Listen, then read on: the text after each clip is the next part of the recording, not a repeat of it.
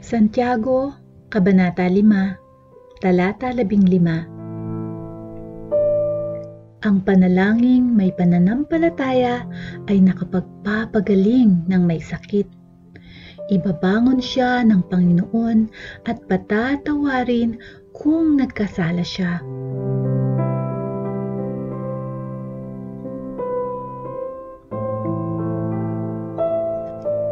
Isayas, Kabanata 40, Talata 29. Pinalalakas niya ang mga nanghihina at ang mga napapagod.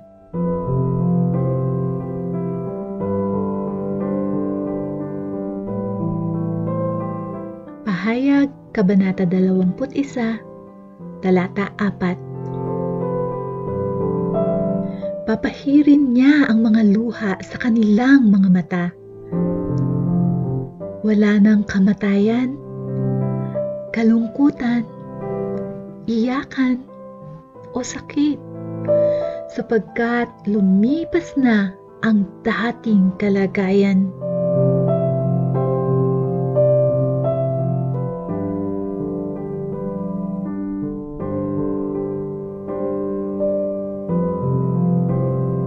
Exodus, Kabanata 15, Talata 26.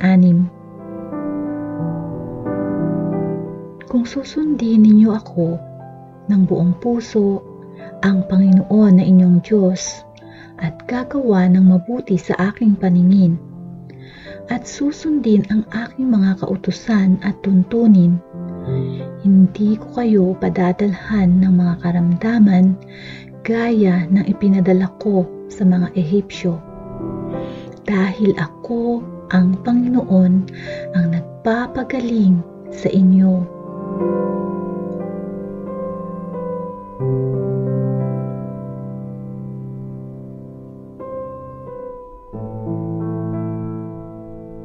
Santiago, Kabanata 5, Talata 14 hanggang 15. Mayroon bang may sakit sa inyo?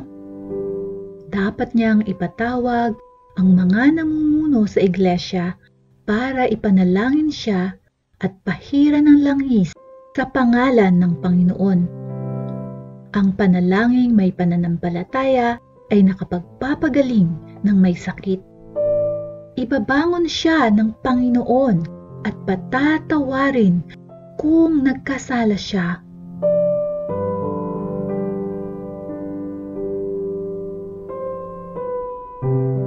Unang Pedro, Kabanata 2, Talata 24. Si Kristo ang umako sa mga kasalanan natin nang ipako siya sa krus, para iwanan na natin ang buhay ng makasalanan at mamuhay ng matuwid.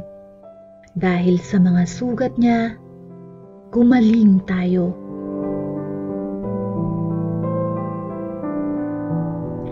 Kawikaan, Kabanata 17, Talata 22.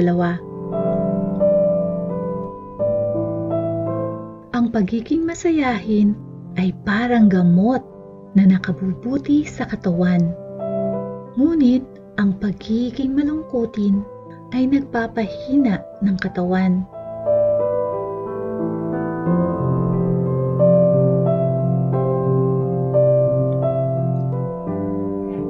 Salmo, Kabanata 107, Talata 11 hanggang 21.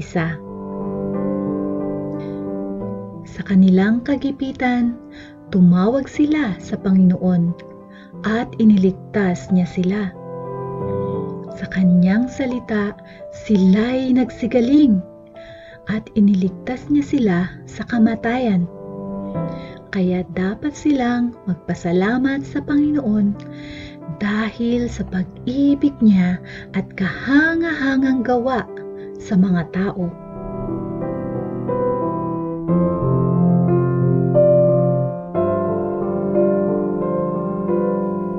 Marcos, Kabanata 5, Talata 34. Pagkatapos, sinabi sa kanya ni Jesus, Pinagaling ka ng iyong pananampalataya. Umuwi kang mapayapa. Magaling ka na.